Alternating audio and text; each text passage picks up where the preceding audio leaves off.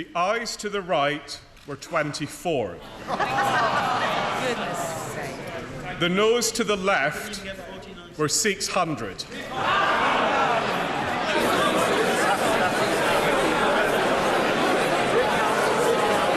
The ayes to the right, 24. The noes to the left, 600. So the noes have it. The noes have it. Unlock. Thank you. One more heave. Order. I now put the main question to the House. The main question in the name of the Prime Minister. The question is the main motion in the name of the Prime Minister. As many as are of that opinion say aye. Aye! Aye! Of the contrary, no. No! Division! Clear the lobby!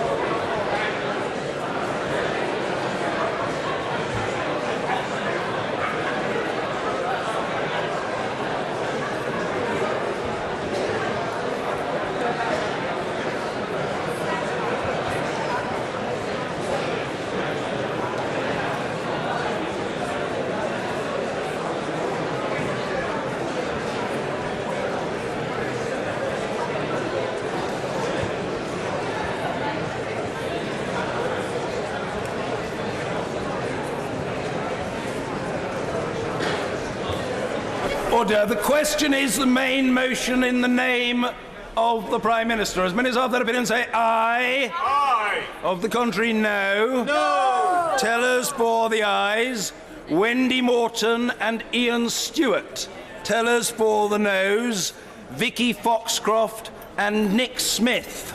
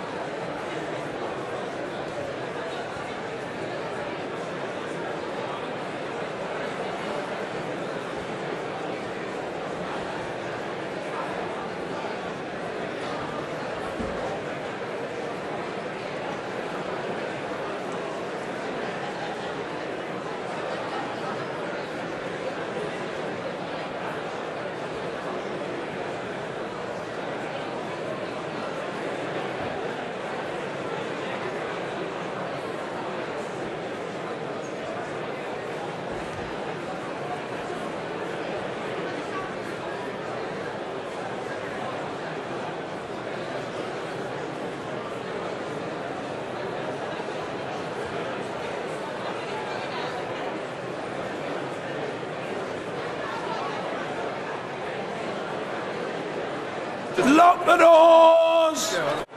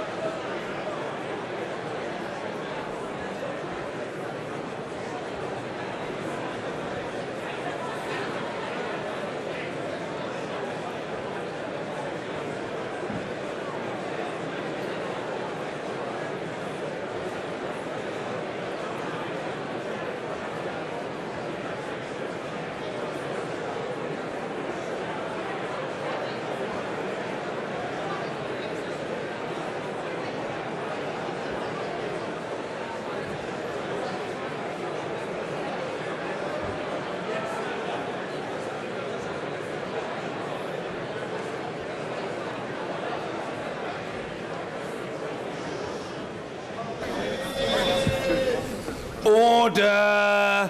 Order.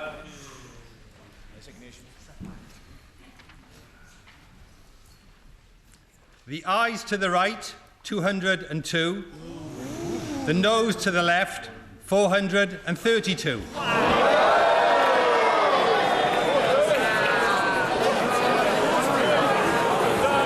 The ayes to the right, 202. The noes, order! The ayes to the right, 202. The noes to the left, 432. So the noes have it. The noes have it. Unlock. On a point of order. The Prime Minister. Thank you, Mr. Speaker. Mr. Speaker, the House has spoken and the government will listen. It is clear that the House does not support this deal, but tonight's vote tells us nothing about what it does support. Nothing about how or even if it intends to honour the decision the British people took in a referendum Parliament decided to hold. And people, particularly EU citizens who've made their home here, and UK citizens living in the EU, deserve clarity on these questions as soon as possible. Order! Order! There's no good people shouting. There will be an opportunity for other points of order, but the Prime Minister must and will be heard. The Prime Minister. Those whose jobs rely on our trade with the EU need that clarity. So, with your permission, Mr. Speaker, I'd like to set out briefly how the government intends to proceed. First, we need to confirm whether this government still enjoys the confidence of the House. I believe that it does, but given the scale and importance of tonight's vote, it's right that others have the chance to test that question if they wish to do so. I can therefore confirm that if the official opposition table a confidence motion this evening, in the form required by the Fixed Term Parliaments Act, the government will make time to debate that motion tomorrow. And if, as happened before Christmas, the official opposition declined to do so, we will, on this occasion, consider making time tomorrow to debate any motion in the form required from the other opposition parties, should they put one forward. Second, if the House confirms its confidence in this government, I will then hold meetings with my colleagues, our confidence and supply partner, the DUP, and senior parliamentarians from across the House to identify what would be required to secure the backing of the House. The government will approach these meetings in a constructive spirit, but given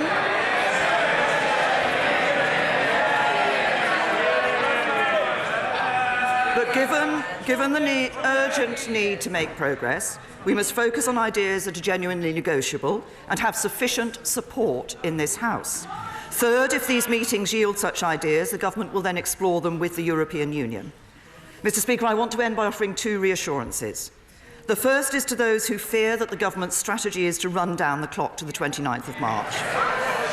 That is not our strategy. I've always believed that the best way forward is to leave in an orderly way with a good deal, and have devoted much of the last 2 years negotiating such a deal. As you confirmed, Mr. Speaker, the amendment to the business motion tabled last week by my right honourable and learned friend, the member for Beaconsfield, is not legally binding, but the government respects the will of the House. We will therefore make a statement about the way forward and table an amendable motion by Monday. The second reassurance is to the British people who voted to leave the European Union in the referendum 2.5 years ago. I became Prime Minister immediately after that referendum. I believe it's my duty to deliver on their instruction, and I intend to do so. Every day that passes without this issue being resolved means more uncertainty, more bitterness and more rancour. The government has heard what the House has said tonight, but I ask members on all sides of the House to listen to the British people who want this issue settled and to work with the government to do just that. I will come to other colleagues, but first of all, point of order, the Leader of the Opposition, Jeremy Corbyn.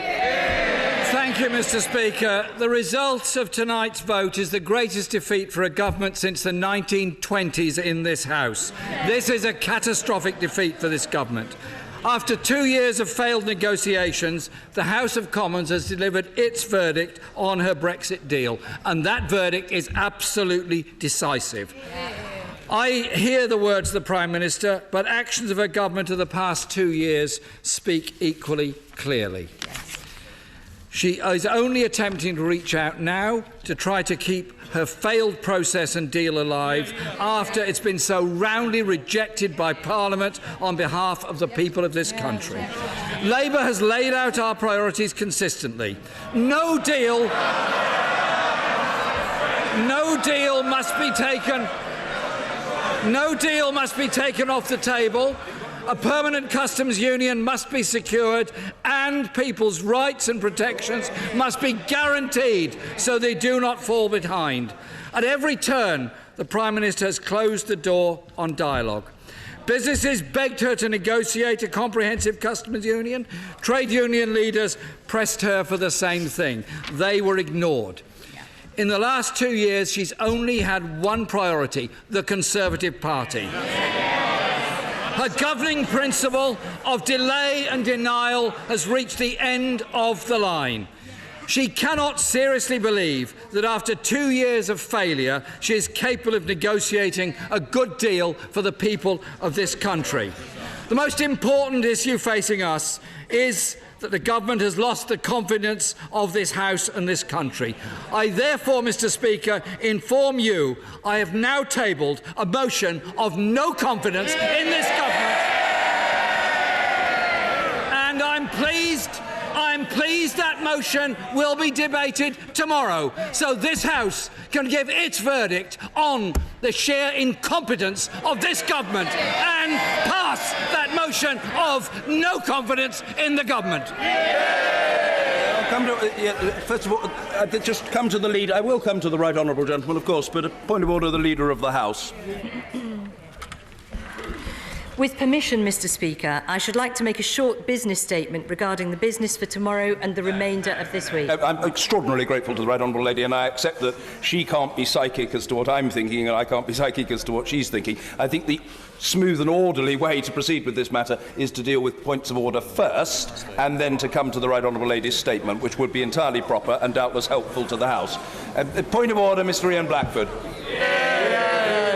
Mr. Speaker, we should be aware of the situation that we're in. The clock is ticking. We have got very little time to resolve this. The fact that it has taken us so long to get to this point, frankly, is shameful. This is a humiliating defeat for the government. When I listen to the Prime Minister, it sounds like everybody else is at fault rather than her. She has to accept responsibility for what has happened this evening. Mr. Speaker, I'm delighted that the Leader of the Opposition has come round to a motion of no confidence. This should have happened before, but of course we will support it. Mr. Speaker, as I mentioned, it is clear the clock is ticking. The government needs to secure the safety of all our nations and should immediately postpone the Article 50 process and should immediately have talks with all the leaders of the opposition parties. Let's work together in all our interests, but let's listen to the voices of the parliamentarians that have been sent here. There is no support for this deal. It mustn't come back again. The obvious thing to do, the right thing to do, suspend Article 50, put this to the people in a people's vote. I know the right honourable gentleman won't take offence when I say he was using the device of a point of order, as is entirely understandable in these circumstances, to say what he wanted to say, but he was more interested in what he had to say to the House than in anything that I might have to say to him. It's not a matter for the Chair. The right honourable gentleman has registered his view, and these are the sorts of issues that can quite properly be aired in debate and quite conceivably in discussions that take place with the Prime Minister and other party leaders. But he's made his point with force and alacrity, and it's on the record for colleagues to study. I will take the honourable lady first, right honourable lady first, and then others. Point of order, Jo Swinson. Thank you, Mr. Speaker. With this result of a scale that is unprecedented in recent times, it is clear that this deal, nor any tweaks to it, will get through the House of Commons. So can I ask for your guidance, Mr. Speaker, on how Parliament can assert its authority to make sure that we can give the people of this country a say on this deal to resolve this matter? It is a mess that needs to be resolved by the people in a people's vote. Well, my response to the honourable lady is as follows. First of all, there may well be an opportunity for her her to air her own thoughts on that matter, the situation we face and the suggested way forward in the course of debate to which the Prime Minister, in her point of order, referred. There is that prospect potentially unfolding. So that's one opportunity for the Honourable Lady. And the second would be those discussions to take place in coming days.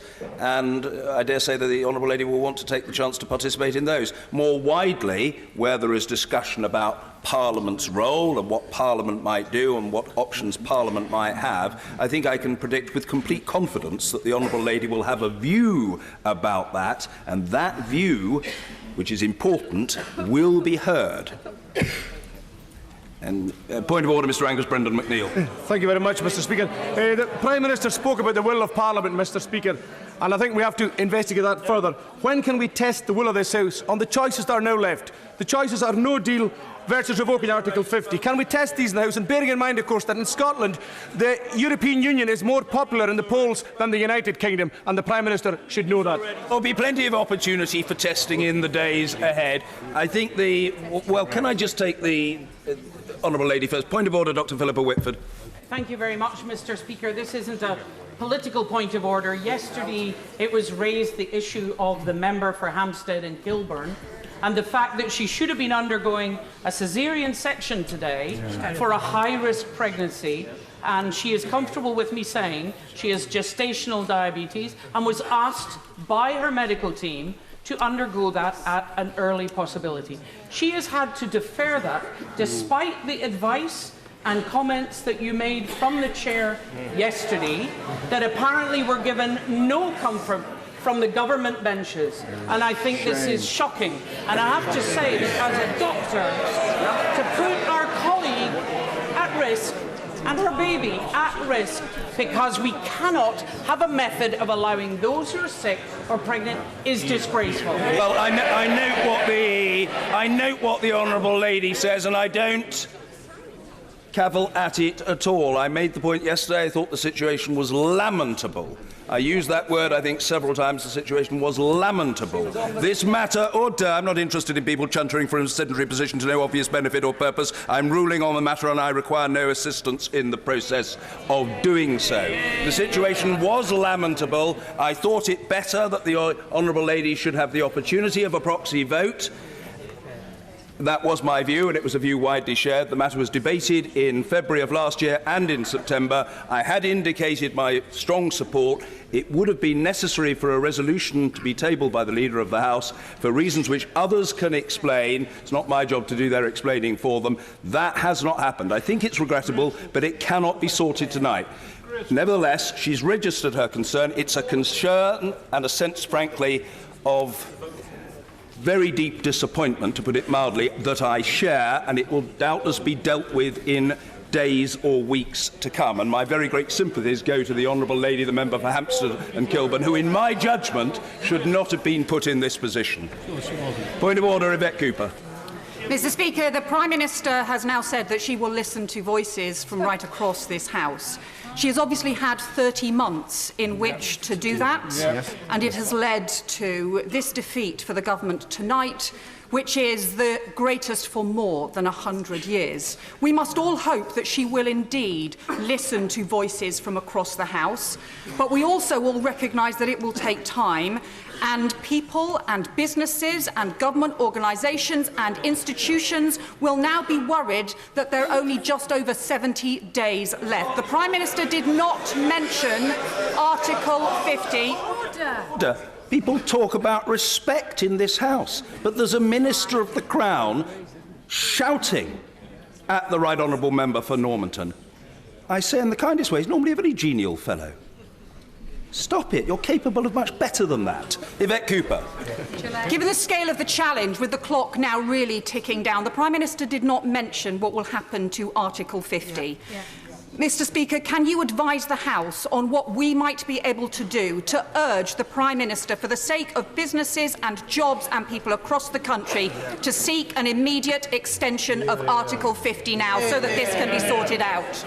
Well, the answer is, in the first instance, these are matters that can be aired in debate tomorrow. I don't think it's right for me tonight to give a ruling on what the Right Honourable Lady or others should or shouldn't do. She will be aware of the presentation of bill that took place in the name of another member who I believe also has views on these matters. These will be, I'm sure, discussed in the days ahead, not merely in private meetings, but I feel certain on the floor of the House. And of one thing I am sure, that which members wish to debate and which they determine shall be subject to a vote will be debated and voted upon. That seems to me so blindingly obvious that no sensible person would disagree with the proposition. If MPs want to debate a matter and to vote on it, that opportunity will, I'm sure, unfold in the period ahead.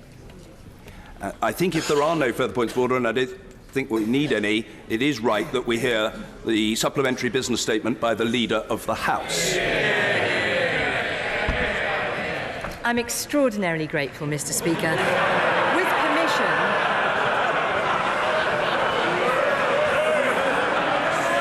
Be honest.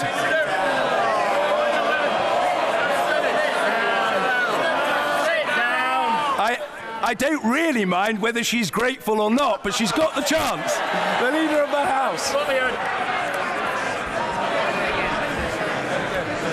thank you for that clarification, Mr. Speaker. With permission, I should like to make a short business statement regarding the business for tomorrow and the remainder of this week. Wednesday, the 16th of January, the House will be asked to consider a motion of no confidence in Her Majesty's Government under Section 2(4) of the Fixed Term Parliaments Act of 2011 in the name of the Leader of the Opposition. Thursday, the 17th of January, debate on a motion on mental health first aid in the workplace, followed by general debate on children's social care in England. The subjects for these debates were determined by the Backbench Business Committee. I shall make a further business statement in the usual way on Thursday. Thank you, Mr. Speaker. Thank you. The Shadow Leader of the House, I remind the House that the supplementary business statement is subject to questioning, but its terms are comparatively narrow, and I implore members to recognise the implication and spirit of that fact. The Shadow Leader, Valerie Vaz.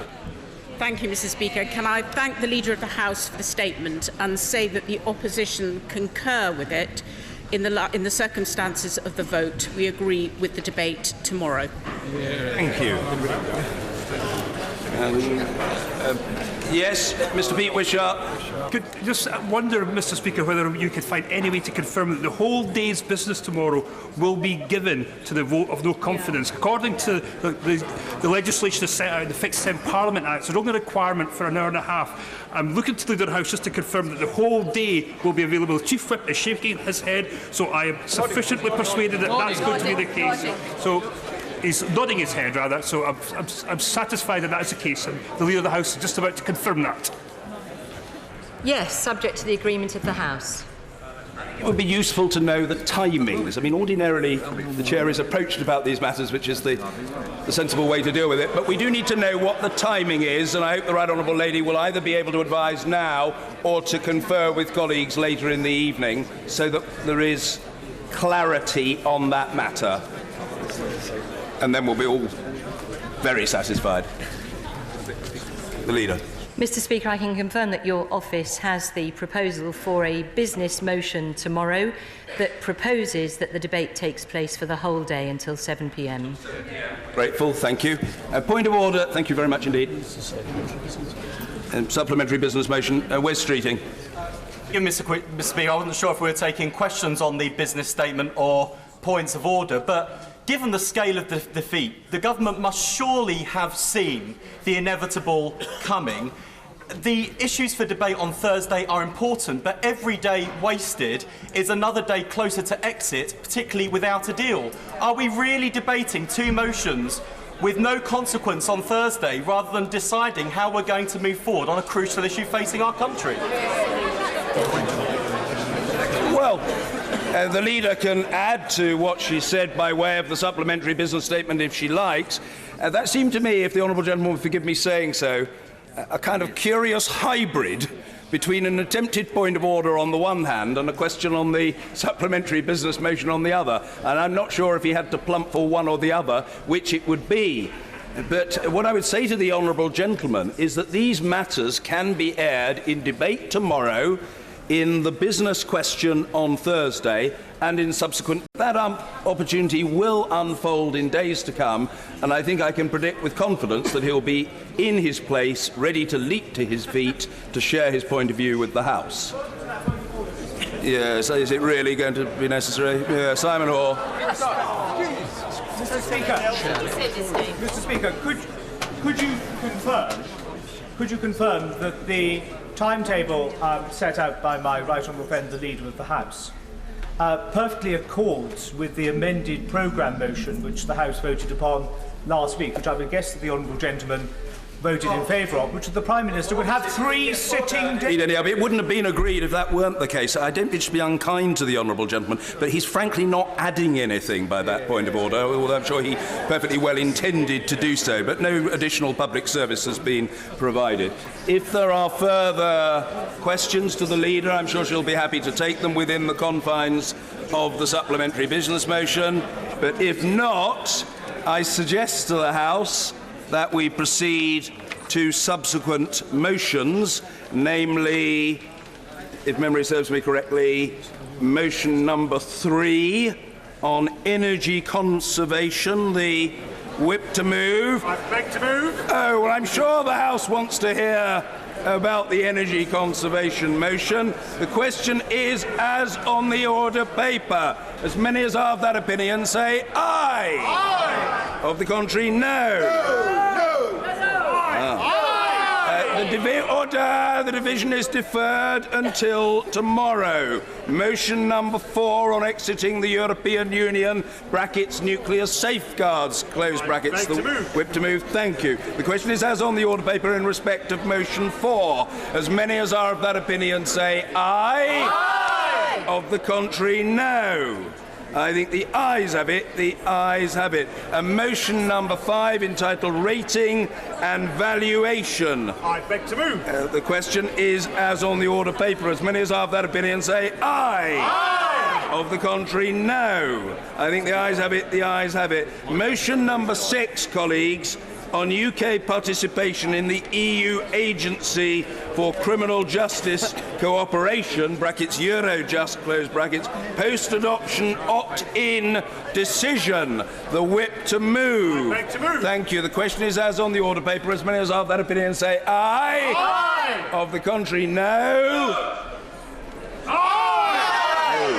Oh, the division is deferred until tomorrow. Thank you, colleagues. We come now to the adjournment. The whip to move. I beg to move this House to now adjourn. Thank you. The question is that this House do now adjourn. Mr. Kevin Jones. Thank you, Mr. Speaker. On this historic night, I'm sorry that members are leaving, would not be listening to the problems that my constituency are facing at Chester Street railway station. But I'm pleased, Mr. Speaker, that I've secured this debate to highlight the problems my constituents in Chester Street and the surrounding areas who use the station are having.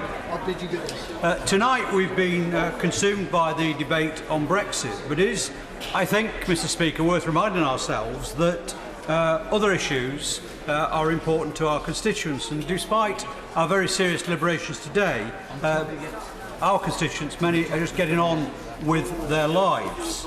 Now, Mr. Speaker, Chester Street Railway Station serves not only the town of Chester Street, but the surrounding villages and communities of North Durham.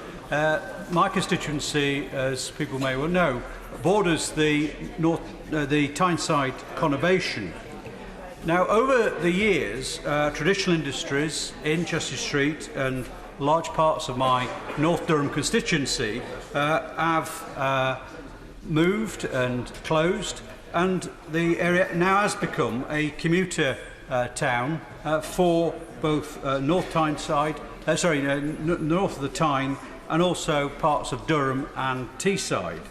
So therefore, Mr. Speaker, good transport links are important to the economic viability of my constituency.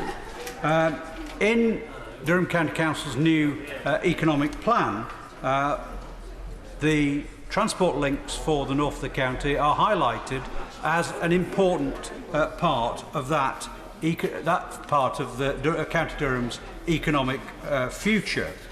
Now, the journey time to Newcastle from Chester Street and south to Durham is less than 10 minutes. So in many cases, in many ways, it's an attractive commuter option for people to live in my constituency and work either on Tyneside, down in Teesside, or in Durham. And for many reasons, that's why people have located themselves in the Chester Street and the surrounding areas. The main rail service in the morning and in the evenings are provided by 3 operators, TransPennine Express, Northern and cross country. But since May of last year, the main problem has been reliability of services, particularly by TransPennine.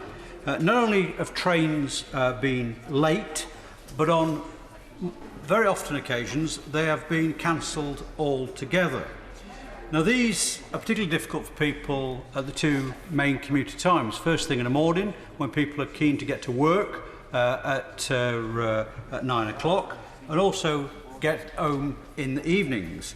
And those commuters have often found themselves either late for work because the trains have been cancelled, or in the evenings stuck either in Newcastle or other stations further south with no ability to get home. In some cases, people not being able to get home until 7 o'clock and later in the evenings.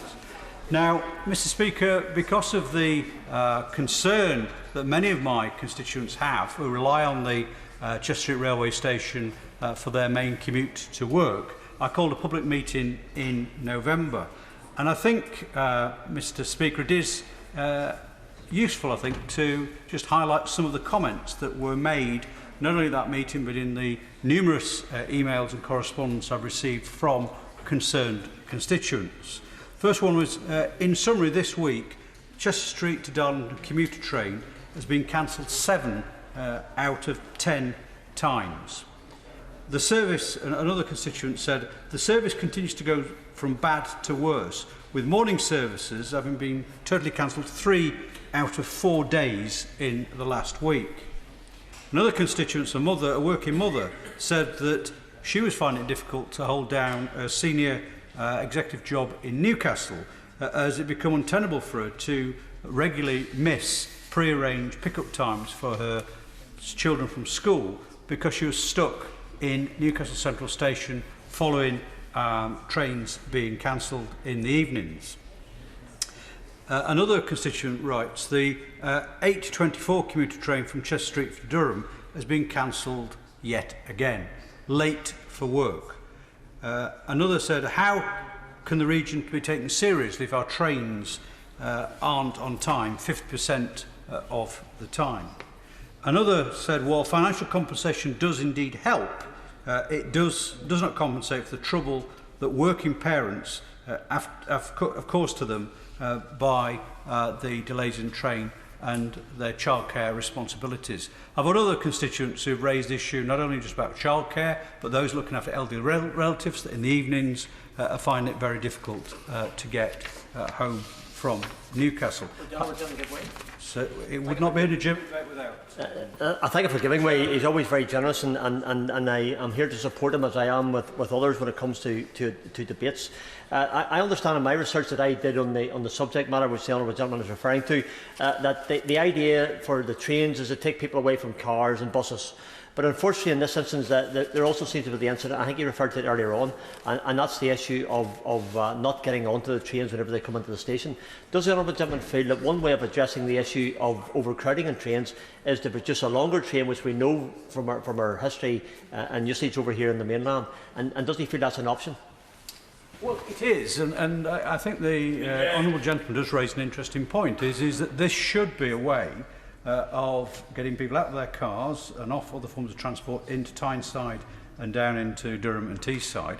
But if, and I accept that one option would be to have longer trains, but if the trains aren't turned up in the first place, that is the problem. So, Mr Speaker, these delays and cancellations are causing real hardship to many of my constituents. I even had one constituent contact me a few weeks ago saying he turned down a promotion at work because he couldn't guarantee to his employer that he was actually going to get in on time. So, you know, these are real life situations that are causing a lot of hardship to my constituents. I certainly will. I think my honourable friend and near neighbour is actually outlining quite clearly that the Northern Rail franchise is a failed franchise. The service that they're giving to the people of the North East, the North West and Yorkshire and Humberside is frankly disastrous. Everyone knows that it is, and yet they're allowed to get away with this nonsense and actually put constituents of my honourable friend and many others in jeopardy of losing their jobs because of a shoddy service. Well, I don't disagree with my honourable friend, but this is an economic case because we are losing the ability of people to access the jobs that there are on both Tyneside and down into Teesside and into Durham. And the other point is, which I think this is why a lot of constituents feel hopeless, is that you know, what can government do about it? And I think he raised an interesting point about the franchise itself and how it is actually operating. And I think whatever, and I'll mention it later on, whatever we do about in terms of the franchise, it does actually need tightening up in terms of the penalties. The other issue facing my constituents, Mr Speaker, is the issue that when trains are cancelled, clearly the trains that do turn up are then overcrowded.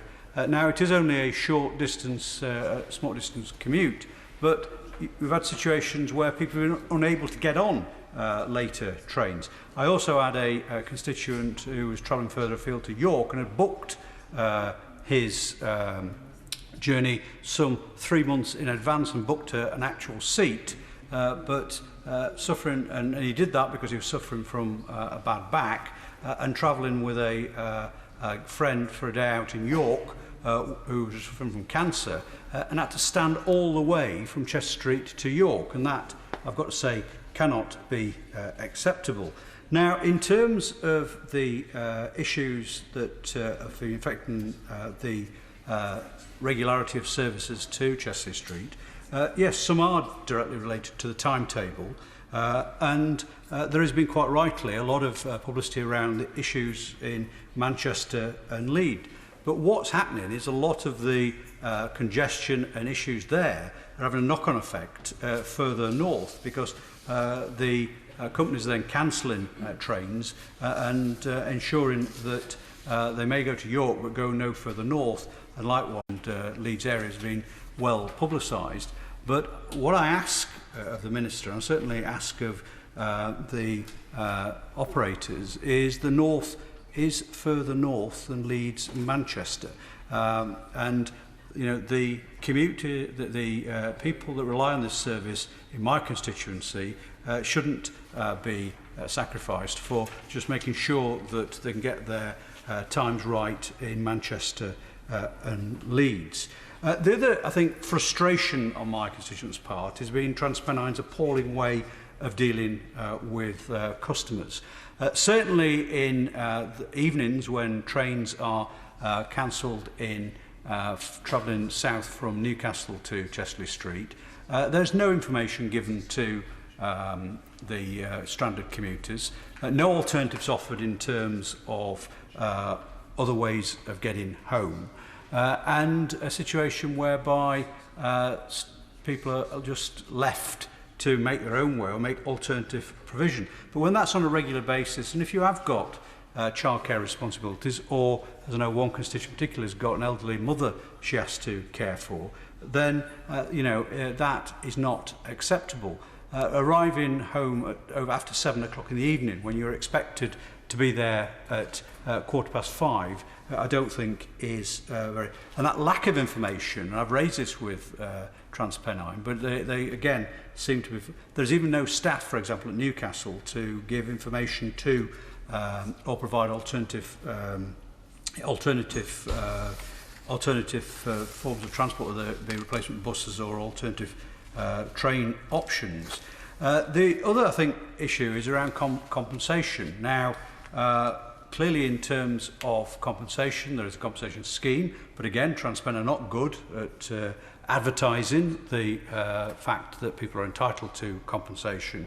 And I think as a one-off goodwill gesture, TransPennine should offer all regular travellers a month's free travel, because people like to put up for this for far too long. And I'd be interested to know whether the Minister has any powers to intercede in making sure that TransPennine do pay a reasonable compensation to people.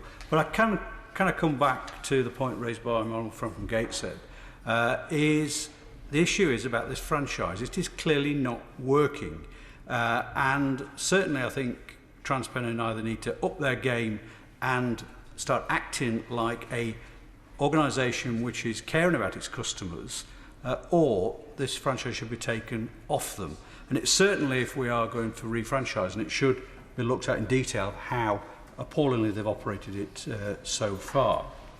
Now, the situation of where Chester Street is located should be travelling by train should be an ideal opportunity for people to access jobs, as I say, around our region. But if you've got inconsistent service, then this is not going to endear people. And certainly in terms of attracting people to live in Chester Street, it's obviously not going to be a great selling point if people can't rely on what should be an easy commute. The other issue is, and I've raised this for many years now, is why later in the day the service goes to a 2-hourly service. And I think in any future franchise we should be looking at a more regular service, because I do think there is capacity here to grow the usage of Chester Street Station, and to reinforce the point made by the Honourable Member for Strangford, take people off the roads and actually onto the railways. Can I also take this opportunity, Mr. Speaker, to raise the issue around the cross-country service, which does stop at the Chester Street railway station. Now, there is a consultation at the moment about reducing the number of stops that cross-country do, and one of those proposals is to remove the service stopping at Chester Street to obviously increase the connectivity between major cities and towns on the cross-country route. Now, if that does happen, I have made representations on this, and I know the County Council have as well. It is important that those stopping services that are taken away are replaced. And I would like to ask the Minister if he could ensure that that is taken into account in terms of the consultation, that if those stopping services are taken away, that somehow we have a replacement service to replace that loss of, especially in the evenings, of the cross-country which stops at Chester Street. On that point, briefly. I'm very, very grateful. There is speculation within the industry that cross-country are actually proposing for the future that some, if not all of the services which come from the south coast of England would actually terminate at York, and never mind not serve Chester Lee Street, which is obviously between York and Newcastle. Well, if that happened, that would be a detrimental step for the North East. But again, I think it reiterates the point I made earlier, Mr. Speaker, that many people look at the north and perhaps think it goes as far as York, Manchester and Leeds, and no further. Finally, can I just raise the issue around investment in Chester Street Station? I've raised with Network Rail the issue around investment in the station.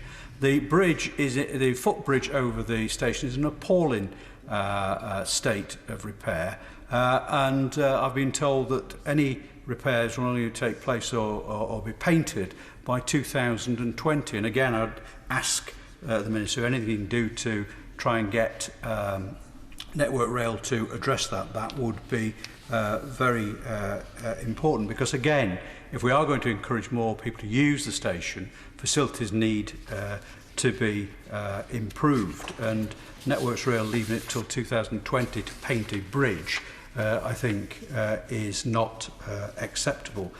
In conclusion, Mr.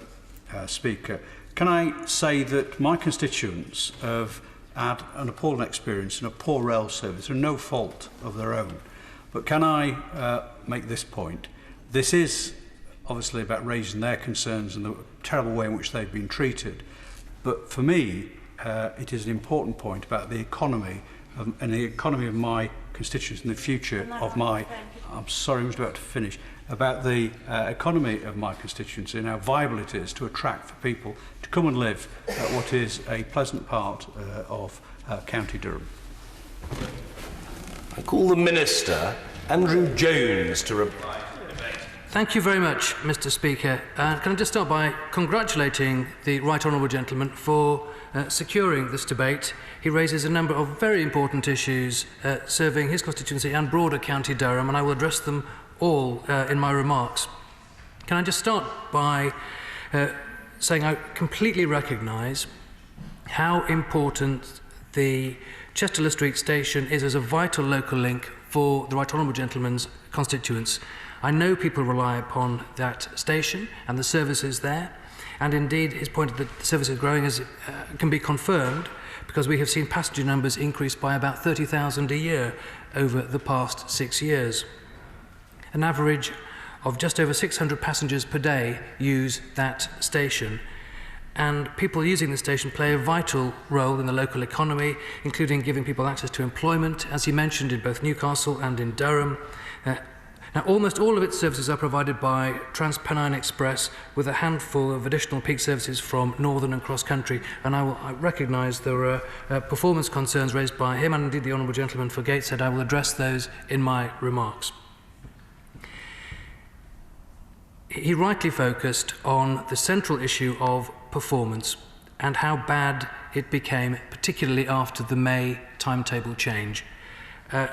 Let me stress that I entirely agree. The services that were offered to several parts of our country, including across franchises in the north of England, were unacceptable.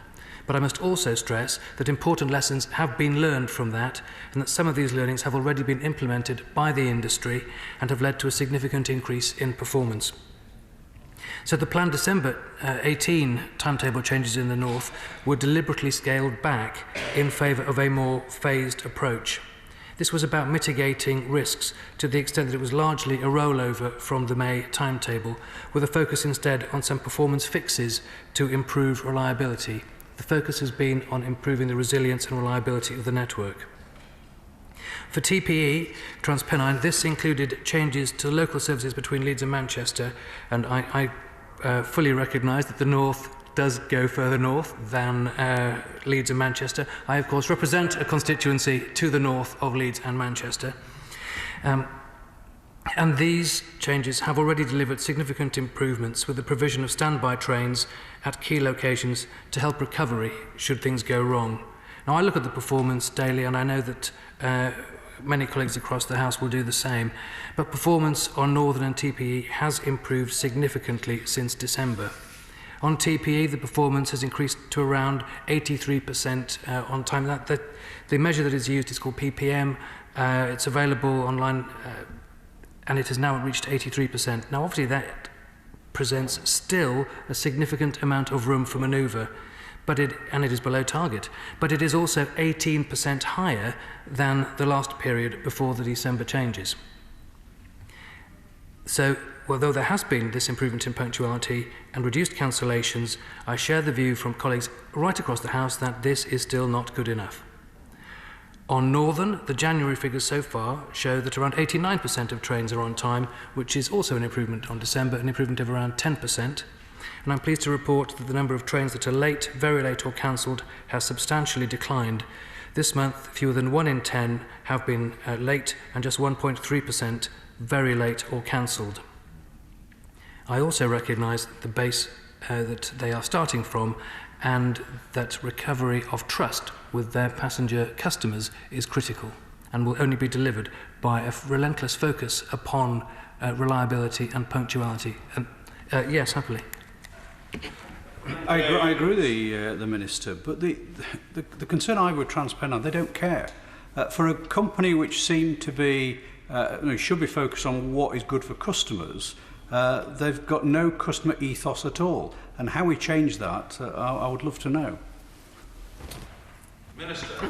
Well, that is a very significant point that the Right Honourable Gentleman makes. I have to say that has not been my experience when I've been dealing with the train operating companies, but it is absolutely clear that the communication, which he mentioned in his speech, has not been good enough. And I will come on to address that point in just a moment. I'd just like to finish off some remarks about the performance. Now, as part of a drive to improve the wider performance right across the north, the government commissioned Richard George, who's a very respected industry figure, to review the performance of the region's rail network. He will recommend operational improvements to increase reliability in the short and in the medium term. Richard will coordinate and lead efforts of Network Rail and the operators. His remit is to help industry reach the right conclusions so that passenger impact is central to every planning decision. The passenger must be at the centre of all of our decisions. He's already helped highlight problem areas and will provide his conclusions later this year. In addition, since the May timetabling issues, Network Rail has established a programme management office. This will also help to ensure that future timetable changes can be better planned and managed. There will be no repeat, no going back to the processes that led to the failure of May 2018 and that timetable change. Let me just comment about the communication. I have to say I thank the Right Honourable Gentleman for raising the issue of poor information about cancellations and delays. It is something I hear in other parts of our network too, and it is simply not good enough. There are customer information screens at Chesterley Street Station, and both TransPennine and Northern publish updated information on their websites and social media channels, and we continue to stress to these operators and indeed the whole industry of the absolute importance of giving passengers the information they need when things go wrong. This is something that I have raised with the train operating companies and will continue to do so. It has not been good enough. Obviously, I want to get to the place where we don't have to make these changes, make these comments. But until we reach that point, a focus upon communication is important. I will. In my experience, trains that serve Chesterley Street moving both north and south can suffer from cancellations because if a train is coming from the south to the north and is late, it is the habit of the operator to terminate that train at Darlington and therefore not allow it to travel on through to Durham, Chesterley Street, Newcastle and then make the return journey. Can we actually ask those franchises to stop that practice, please? Minister. Well, the point that the Honourable Gentleman makes is important, but there is a point which has to be considered in the operation of a timetable, which is how do they recover? If something goes wrong, how is that timetable recovered? Well, additional rolling stock, the Honourable Gentleman mentions, is exactly what is happening. I'm going to come on to rolling stock in just a moment. So I understand his point. I understand also where the train operating companies are coming from, but regularly disadvantaging the same customers is not acceptable. I want to get to the place where we're not in the position where we have to have these questions in the first place. But if things do go wrong, I'd also want to make sure that we have compensation schemes, and we have seen delay repay schemes. And after May, the government asked Northern and TPE to implement special compensation schemes that quickly and fairly reimburse those passengers most adversely affected, and that included regular service users from Chesterley Street. And to date, over £1 million has been paid in compensation for the summer disruption. In terms of rolling stock, well, passengers will see the benefit of the new huge investment in rail in the north of England when the new rolling stock enters service this year. As part of the investment in TransPennine, 3 new fleets of Nova trains will be introduced. They will start to be introduced from May of this year, they'll be introduced through until the end of 2020. For Chesterley Street, longer brand new trains will be in service, whilst on Northern, the outdated and unpopular Pacers will be removed by that franchise by the end of this year. Passengers using the Northern services in County Durham will see refurbished trains offering increased capacity. Now, what does that actually mean? Well, in terms of the Nova trains, they are faster, they have more capacity, and we are moving from 3 to 5 carriage trains. So that means over 150 extra seats. In terms of the replacement of the Pacers, they're typically being replaced by, in some cases, by refurbished stock that's being cascaded down from Scotland. And these are Class 170 trains, and these are also longer than the trains they replaced. They're increasing in size from 18 metres to 23 metres per carriage, so again increasing the capacity. In fact, the vast majority of the 500 brand new carriages that we will see from Northern and Transpennine will be delivered in less than a year from now, and every other train that is not brand new will be refurbished to be as new. The cross-country consultation was a concern, and that cross-country consultation ended on the 30th of August, and we're conducting a thorough review of its findings. No decisions have been made about the cross-country timetable. The East Coast mainline timetable will be rewritten to all operators in 2020-21. This will be an opportunity to review the current train service at Chester Street alongside wider long-distance service changes. The only decision that's been taken so far is to cancel the franchise competition due to the rail review. And the current franchise ends in October of this year with the option to extend by 1 year. Now, we're looking at options for the franchise, and we are aware of severe overcrowding on that network. So we are looking to bring in additional trains as soon as the appropriate train carriages are available within the existing rolling stock market. But the importance of Chester Street and the North East to the cross-country franchise is noted, and I just ask colleagues here to, they asked me to note it. I have, and I give them my assurance that it will be considered. In terms of the services at Chester Street Station, well, it's managed by Northern. They are conducting improvements throughout the life of their franchise to ensure the station is well maintained. I understand, of course, how inconvenient it has been for passengers in the interim, but the waiting room and toilets are due to be refurbished very soon. As for the bridge, well, we're painting a structure here that spans the East Coast main line, so it's not quite so simple as a regular painting job. It's one that would need to be planned so it would minimise disruption. But the Right Honourable Gentleman's point has been heard, and I will ensure Network Rail are aware of his concerns. Our railways have to be fit for the future, and that requires investment, vision, innovation and ambitious thinking so that our rail network meets the needs of the people who rely upon it. That is the point of our rail review. The service that we have, the structures that we have had, have served us well, taking us from 700 million passenger journeys a year to 1.7 billion. But times are changing, we are seeing huge investment. We are on the cusp of experiencing the benefits of billions of pounds of investment. Our railways are undergoing much needed transformation that as a country we have never experienced before. This will improve rail services in the north of England for good, and it will see rail play its part in driving economic growth right across the north. Yeah. Thank you. Order. The question is that this House do now adjourn. As many as are of that opinion say aye. Aye. If the contrary, no. I think the ayes have it. The ayes have it. Order. Order.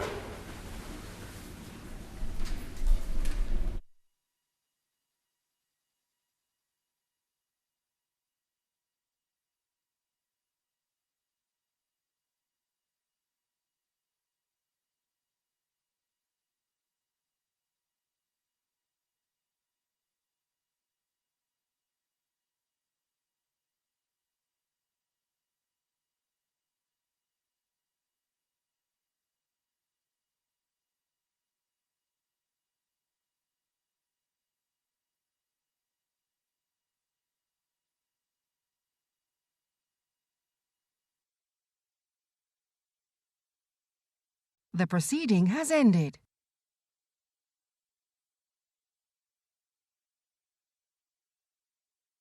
The proceeding has ended.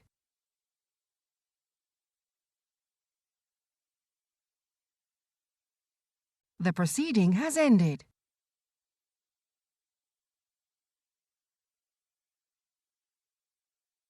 The proceeding has ended.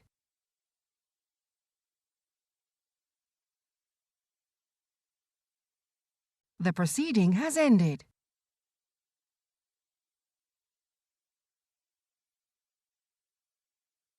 The proceeding has ended.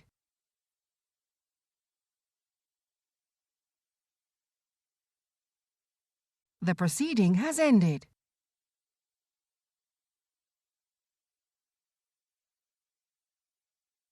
The proceeding has ended.